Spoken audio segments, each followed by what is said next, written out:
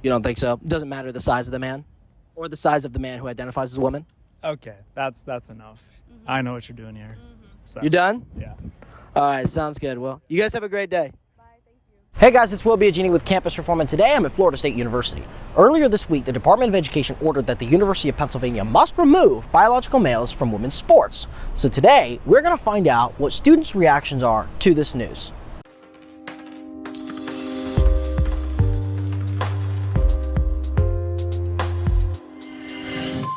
Earlier this week, the Department of Education ordered that the University of Pennsylvania has to remove all biological males who identify as women from female sports.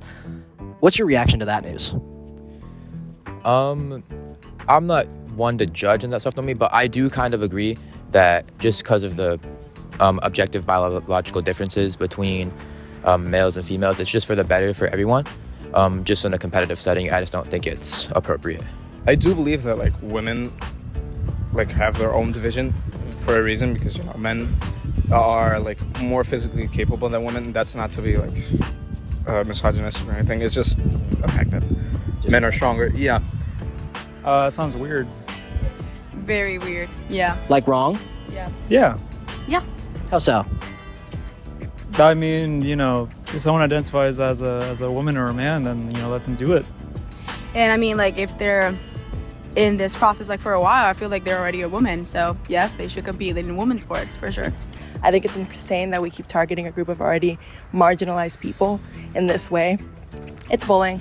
They also ordered that all records and achievements of the original female athletes be restored to them.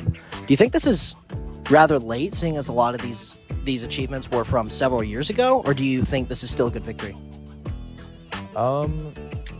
I would say it's still a good idea to kind of celebrate the victory, but I do also think it is a little late because it's not in the heat of the moment anymore. They don't really have the same opportunity to celebrate it as they would have in the past. So to an extent, I do view it as late. There have been many documented instances of women getting injured as a result of having to compete with biological men who identify as women. In one instance, a volleyball player named Peyton McNabb was left with life-altering complications as a result of injuries during a 2022 volleyball match in which she suffered a concussion and neck injuries.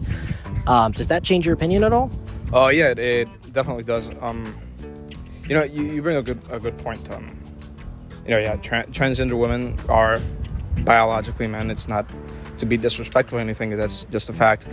But the fact that they are biologically men does make them more physically capable than biological women. So you bring up a very good point.